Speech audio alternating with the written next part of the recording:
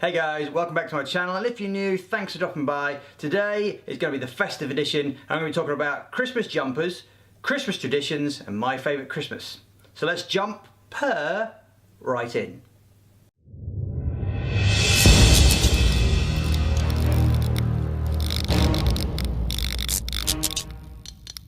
This week's vlog I am filming in the run up to Christmas. There's less than a week to go as I film this, and so I thought no better time than the present to A, introduce you to my Christmas tree, and B, introduce you to this fantastic jumper. Now, a special shout out to Ewan, whose channel I will pop down below and in the description, who actually put a bunch of other jumpers on his channel in one particular video, which I really enjoyed. I like this one, and when I went to check out, buy it, it was actually less than what he suggested it was, which means I got a bargain. Now, the good thing about this jumper, other than it looks fabulous, is that it does this.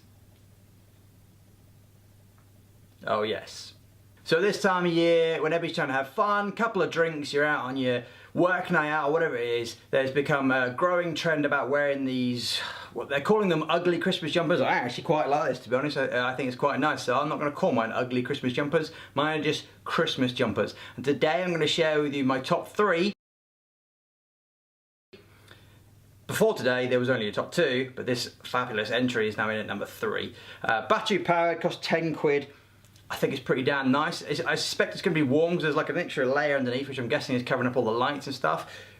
It's a nice festive colour.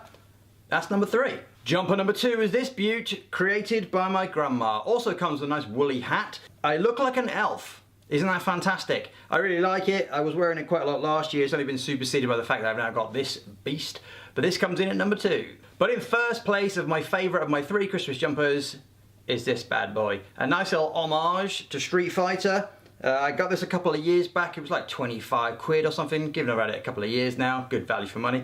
Quite comfy, pretty funky, really nice. So other things I wanted to talk about today are Christmas traditions. Little things that you do or that your family does that maybe you think is a little bit quirky, or things that Christmas can't live without. I'm not a huge fan of Christmas, if I'm brutally honest, but the little things like this are the things that kind of make Christmas special because you look forward to them. And as strange as it may sound, mine are typically food-based.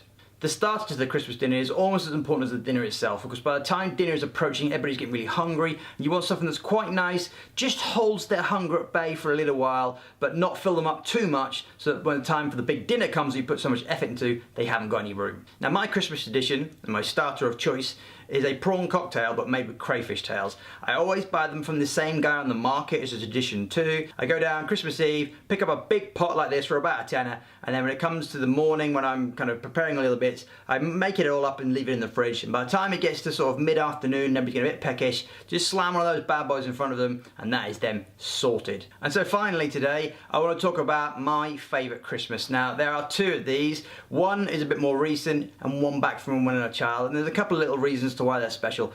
The one when I was a child, I was around about 8 or 10, I can't remember exactly. I had asked for a particular computer for Christmas. Now, as the morning kind of progressed, it didn't really look like I was getting the computer I've asked for, and obviously I was a bit disappointed, but at the same time still got plenty of other presents, so I was still pretty happy. I went in to see my dad, who was still in bed. He passed me a present which I opened with glee, and it was a box that contains the discs that went into the very computer that I'd asked for. Now, my first thought was, what on earth is the use of this? But I thought to myself, well, it might come in handy when I ever get that computer. A few seconds later, he then asked me if I can go and fetch him his coat, which I thought nothing about whatsoever. As I turned around, his coat was draped over something on the floor. I picked up the coat, and underneath it was the computer. It was the best Christmas ever when I was a kid. I had this fantastic shiny new computer, lots of games, and a little box to put the discs in. Best Christmas ever. Fast forward the best part about 20 years, and just after my 30th birthday I went out to Australia for Christmas and New Year, and this was undoubtedly the best Christmas of my adult life so far.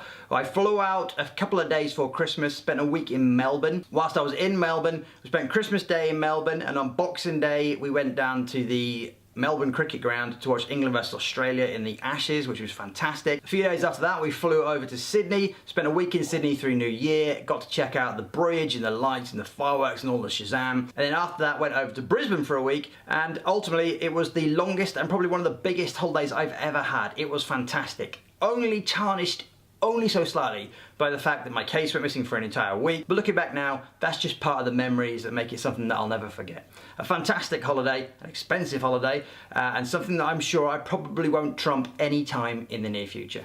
So how about you? Tell me about your best Christmas. Was it when you were a child? Is it when you've grown up? What did it involve and why was it so good? So that's all for another vlog. Thank you so much for dropping by. As always, I do really appreciate it. I definitely want to hear from you in the comments about your Christmas jumpers, about your Christmas traditions, and about your best Christmas ever. If you haven't already subscribed, I would love it if you could do so. I am delighted to say, passed my goal for the year in time. I am now just over 300 subscribers, so thanks to all of you for subscribing, and if you have not done so, there is still plenty of time, of course, to come and join the show. Big thumbs up if you have enjoyed this video. Thanks so much. Have a fantastic Christmas, and I look forward to seeing you all again very, very soon.